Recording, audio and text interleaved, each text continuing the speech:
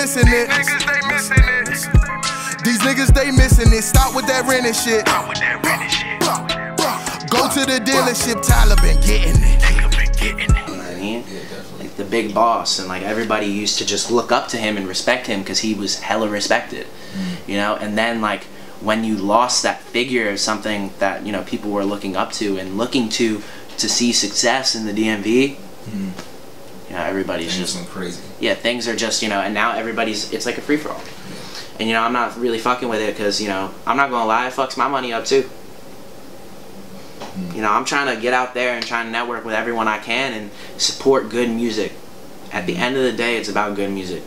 But the whole fighting shit gets it all fucked up, like, period. Yeah. So, definitely. I can't really speak on all that, but at the same time, you know, being somewhat a part of it, it's like, it is what it is, you know? Yeah, definitely. So, let's talk a little bit about your project Saba. Dropped it on your 16th birthday. Oh, the Sada project? Yeah. So, what was the significance for you behind that project, and why on your birthday, and what was the reception? Man, so the Sada project was actually my first time singing, like really? ever. Okay. Like this was like my first like recording singing, and it's funny you mention it. Like I'm kind of embarrassed talking about it because it's just like so amateur, but at the same time it's the first stepping stone. This is like the beginning platform for what is going to become Good Intent as a vocalist. Good Intent as a producer is something that's already established, but Good Intent as a vocalist is still something that's creating itself, you know, is still in the works. But that was like the start. The Sada project I just dropped on my birthday because it was just like, I don't know, I turned 16 and I was just like, I want to sing, and I made a song called Your Name,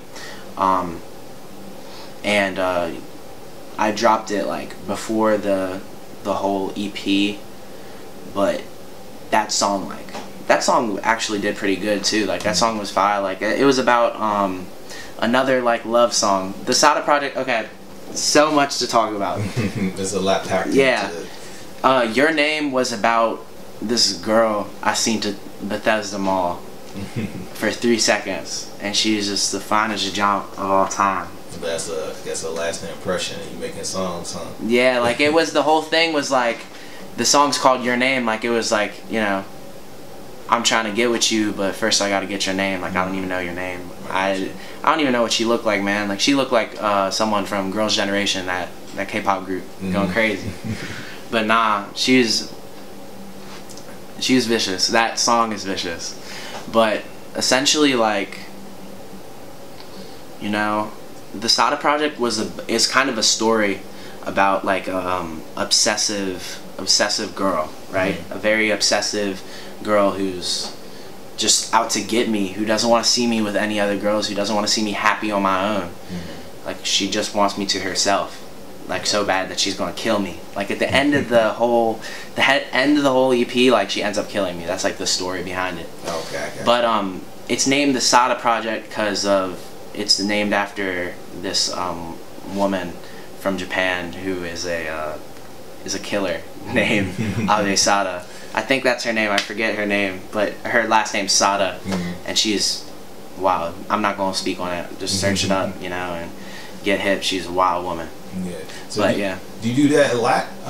Just draw random, I guess, scenarios and insert into your music. In my music, it's you know, slight. Listen, all my music, I don't lie in my music. There's times where I made like turn up music, and it was like, oh, I'm gonna beat the shit out you, but I ain't beating the shit out of you, like, you know. Yeah. But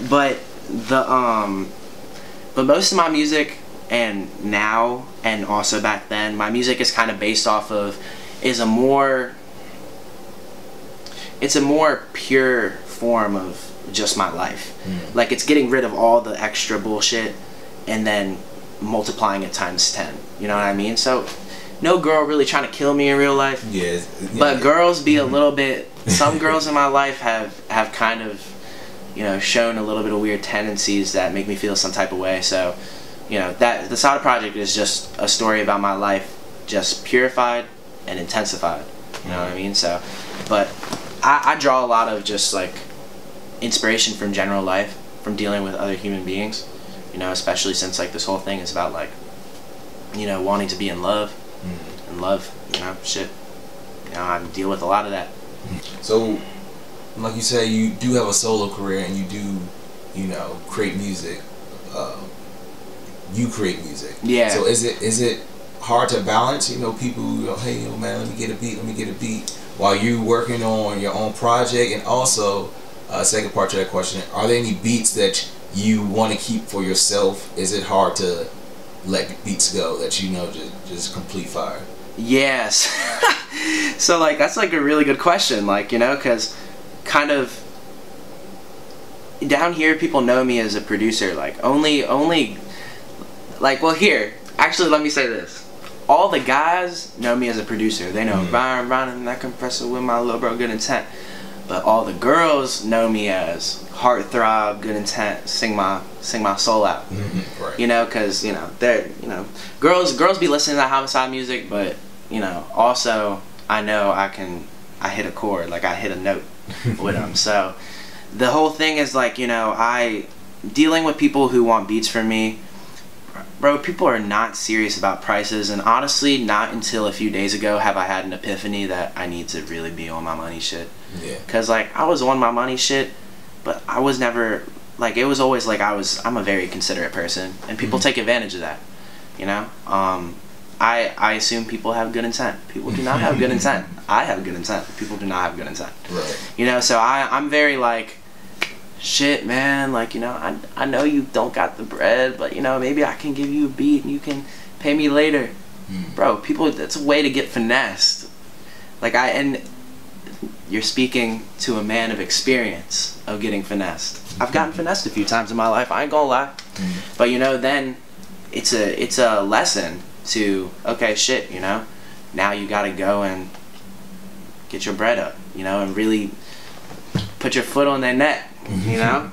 Right. So was that a tough process or learning lesson to learn that, you know, I guess the business aspects of it, like people see the music, and I know you say you have good intent, you want to just, you know, I guess ideally give the beats out for free in a perfect world, like in a perfect world, I would just be supporting people's artistry if I like it. Right. But I can't just do that, you know what I mean?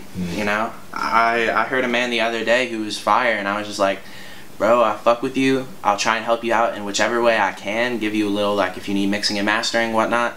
But I can't give out the sauce for free. You know what I mean? Because, like, I'm moving, like, bro, I'm about to be on some completely different shit that I can't even speak on some shit that I'm about to be on, but I'm about to be on completely different shit. Like, fuck all this shit going on down here, but I need to get my money up first, you know what I mean? Right. So essentially, like,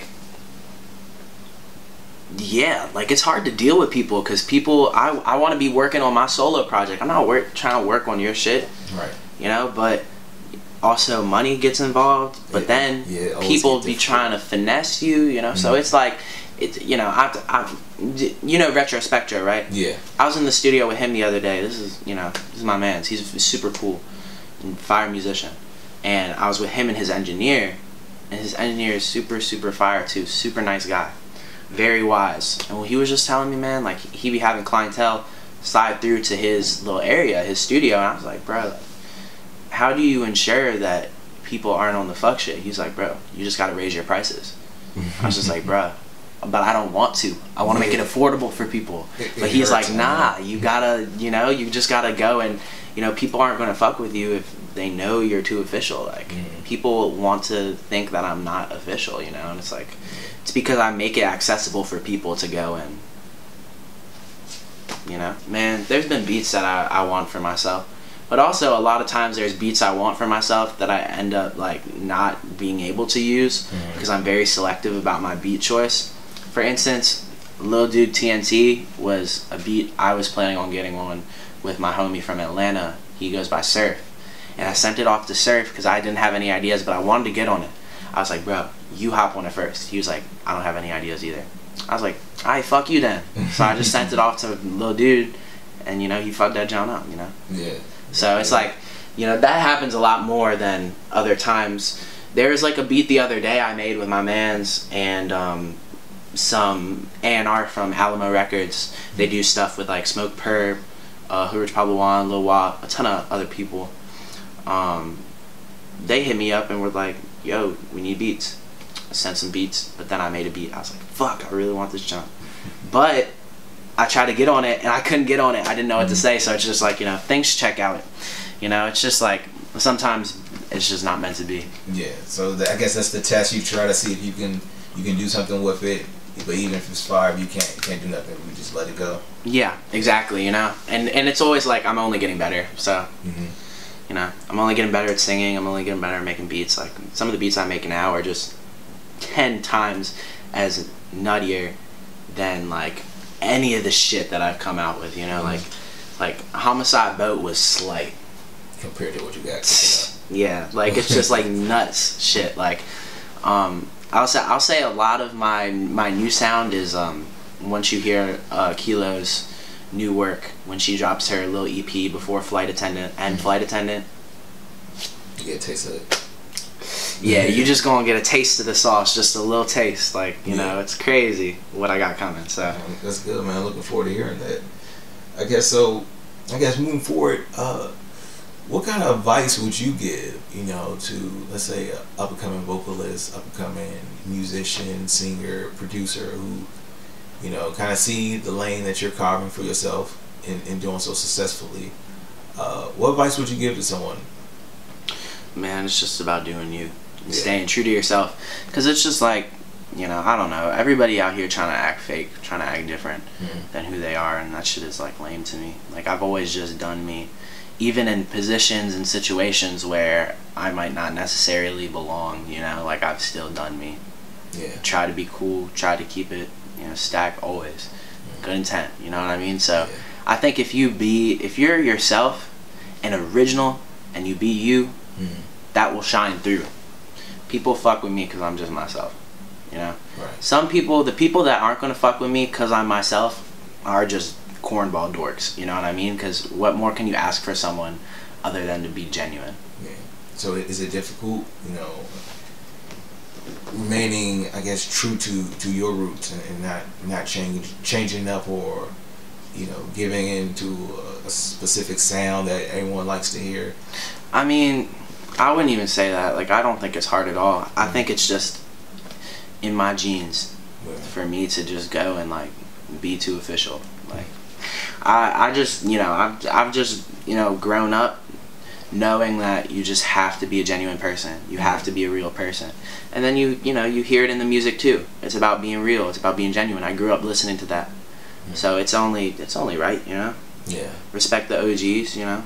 AKA my parents. You know, they killed it. Yeah. You know, so it's kind of like, you know, trying to just be me, you know, and I'm happy being me. So fuck it.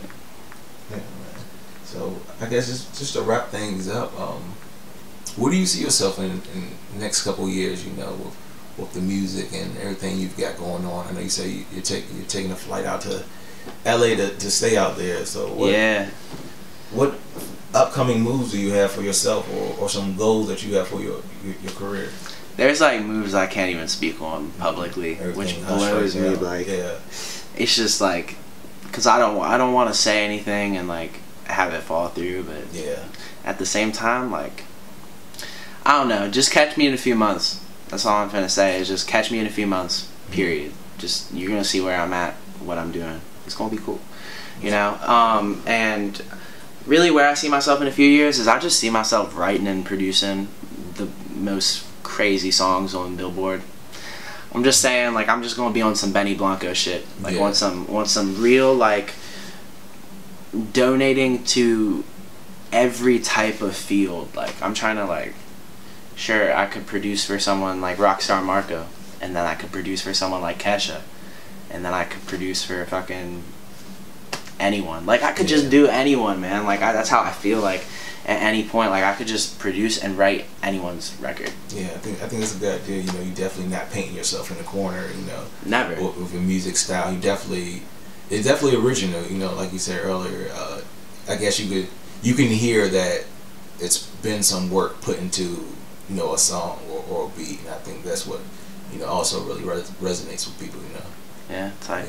You know, that's how it is. Yeah. Just being myself too, you know what I mean? I think that's what's people are gonna fuck with the most is that I just never lied. Right. I just never did that. It wasn't for me. So, yeah. Good intent, man.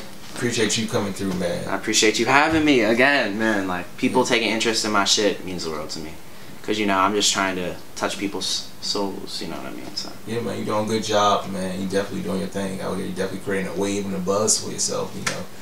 You know, just keep doing that, man. And you seem like a smart dude, man. I know you got your business, you know, taken care of, and you gonna do all right, man. Appreciate you, man. Thank you. Yeah, good luck, man. Niggas, they missing it.